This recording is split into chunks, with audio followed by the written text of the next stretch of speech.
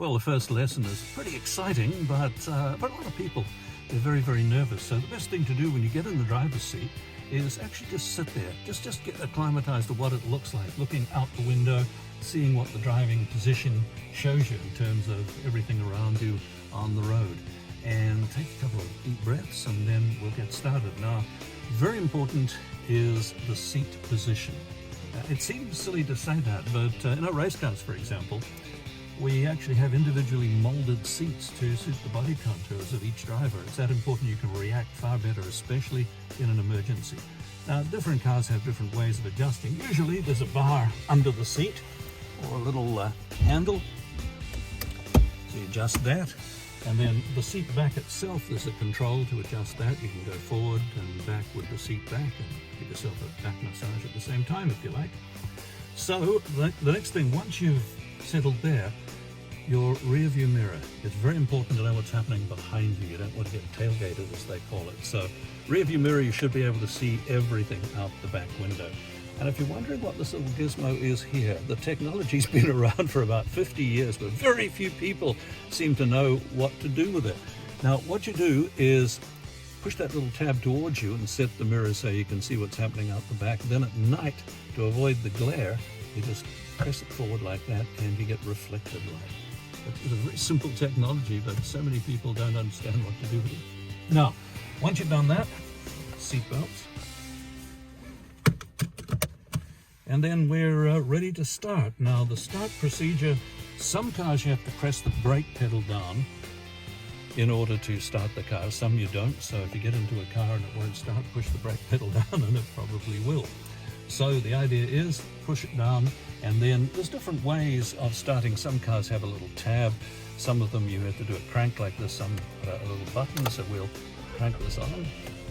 And we have power. Now, the next thing we do is, now, it's going to look like an ego trip, but it actually isn't.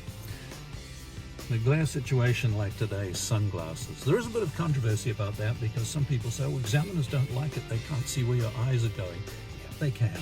And if you have the real wraparound ones, well, plenty of movement, head movement, will satisfy the examiner that you're looking in the right place. So don't worry about that. And again, in sunny conditions, wearing a hat or a cap's a pretty good idea too, because glare can be very dangerous. You might not see a pedestrian walking out in front of the car, for example. And a cap like this with a big bill in front there is a pretty good idea. And I'm wearing it too because it covers up some of my grey that is starting to appear. So once we've done that, we've got to get into gear. Now, it's in the park position, the P position. What you do is you move it into D for drive. There's a little button. Now, you've probably seen people just wrench it down. Not a good idea. Go down gently one by one. Examiners like a lot of gentleness to get the D for drive. Then, very importantly, release the parking brake. I want to talk about the parking brake for a moment because how many people do you know ever use a parking brake? Unless you drive a manual transmission, probably people don't. Most people don't. But it is important for the driving test because, well, if your main brake fails, the car's going to roll away. So the release of it is press that little silver button, and you might have to release it by pulling the lever up a little bit and then pushing all the way down.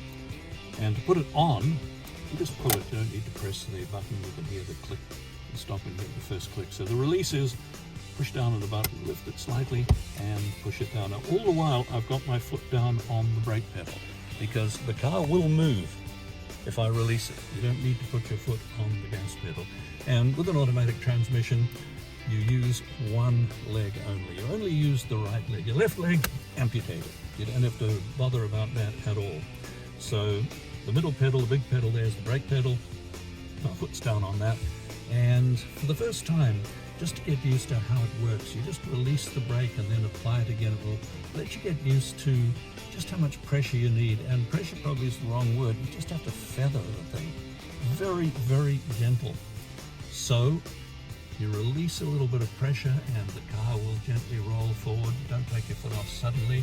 And then to stop it, very gently down on the brake. Now, it will stop more suddenly if you push the pedal down harder. And we don't want to do that. We'll talk about braking in a later episode, but initially when you get used to it, what you do, just release a little bit of power here, down on the brake. And get used to doing that. Just roll down the street practicing that. Now, when you're doing this for real though, what you need to do is signal that you're actually going to pull away from the curb. And the signal, you've got a left signal and a right signal. Left is down, the middle position is neutral, and if you're going right, coming to a stop, you push it up like that. So we're going to pull away from the curb, so we'll go down here. And very importantly, checking for traffic, check the rear view mirror, check your side mirror. Now, the problem with the side mirror is that it's not very effective, to tell you the truth. You can't see a lot. It's distorted, it makes things look further away from what they really are. And at the same time, it really doesn't show everything. You could hide a tractor trailer in the so-called blind spot. And I think the problem is using the word spot. Now, a spot's a tiny little thing, isn't it? Doesn't matter if you don't see it, but it isn't really a spot. It's a huge area. So what the examiner wants to see, and it's a good idea to do this, is crank your head right around. And I guess the best way to remember that, if you see the movie The Exorcist, yeah, remember the head spinning right around? Oh, just watch the green slime over the examiners. But who was the actress in The Exorcist? Linda Blair. She must be a really good driver. Her pulling out from the curb must be fantastic. Crank your head right around like that. And that way it's safer, and it's also what the examiners want to see.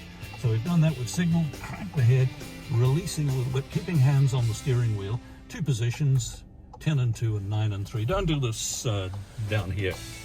Might look cool, but it's not good. It's along with the incorrect seating position. You don't want to be one of these characters who leans right back like this and stick a joint in their mouth. But you don't want to drive like a little old granny right up here either.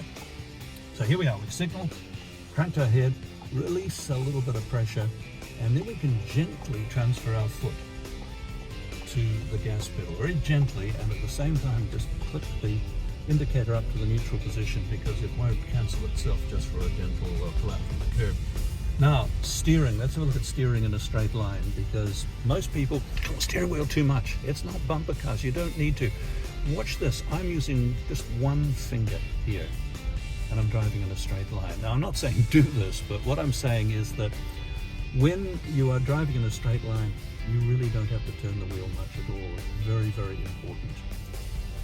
Now, let's have a look at when we have to turn a corner. We're going to turn left here, and you give enough pressure just to turn the steering wheel, depending on how tight the corner is. If it's a real hairpin, you crank the wheel all over, but here you just watch to see what's happening, what the front of the car is doing, and when you get 3/4 around the corner, look ahead as far as you possibly can, because you've got to be looking at what's ahead. It's the only way to steer a straight line, too, looking as far ahead as possible. People wobble all over the road because they're looking too close to the front of the car. It's quite a common thing. The idea is look far ahead. You need to be aware of any potential problems as well, because there's no point in living in the present. You've got to look ahead, look at the future, because the future is going to be the present pretty quickly. Now, let's have a look at how we stop here. We've got a signal to the right, and check your rear view mirror in case someone is tailgating you, following too closely. Just steer gently. Look, I'm not using much pressure to get into the curve and then correcting it, and then very gently going down on the brake. Examiners love a gentle braking pressure. So will your passengers. And when you've come to a stop and you're going to leave the car, procedure is move the transmission one by one up to the P position and pull on that parking brake. You can switch off the indicator now, and then you just switch off the car by making it like that. And that's a very easy first exercise to do. Okay, how long was that?